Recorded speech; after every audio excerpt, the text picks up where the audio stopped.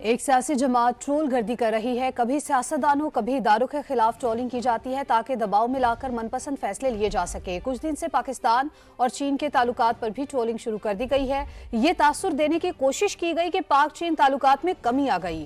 وفاقی وزیر منصوبہ بندی احسن اقبال کی پریس کانفرنس، کہا یہ طرز سیاست جمہوری ہے نہ ہی تعمیری، ریاست کو نقصان پہنچانے والوں کے ساتھ آہنی ہاتھوں سے نمٹیں گے۔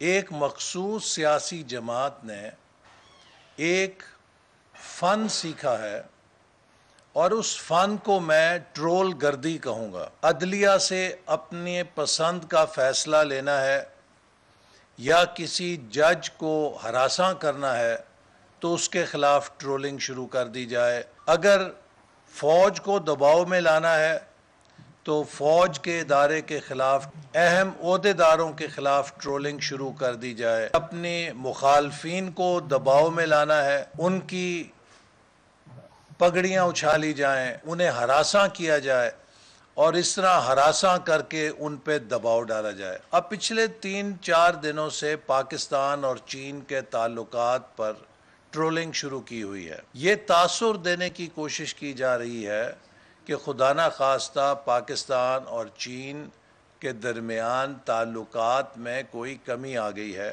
آپ اگر ریاست کے مفادات کے ساتھ کھیلیں گے تو پھر آپ کے ساتھ آنی ہاتھوں سے نپٹا جائے گا۔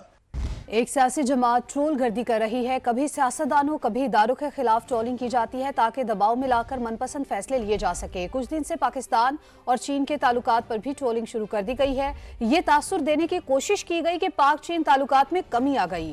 وفاقی وزیر منصوبہ بندی احسن اقبال کی پریس کانفرنس، کہا یہ طرز سیاست جمہوری ہے نہ ہی تعمیری، ریاست کو نقصان پہنچانے والوں کے ساتھ آہنی ہاتھوں سے نمٹیں گے۔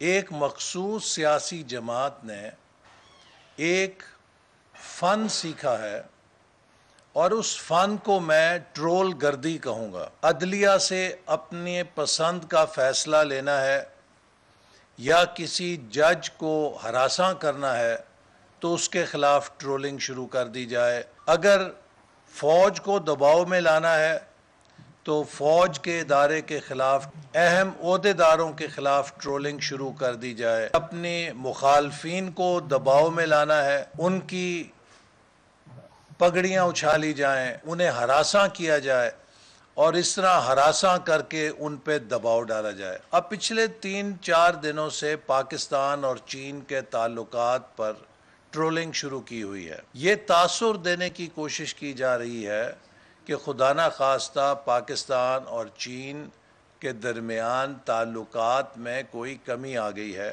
آپ اگر ریاست کے مفادات کے ساتھ کھیلیں گے تو پھر آپ کے ساتھ آنی ہاتھوں سے نپٹا جائے گا۔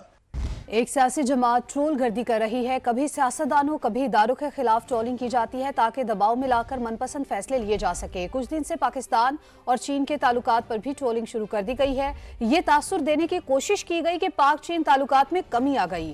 وفاقی وزیر منصوبہ بندی احسن اقبال کی پریس کانفرنس، کہا یہ طرز سیاست جمہوری ہے نہ ہی تعمیری، ریاست کو نقصان پہنچانے والوں کے ساتھ آہنی ہاتھوں سے نمٹیں گے۔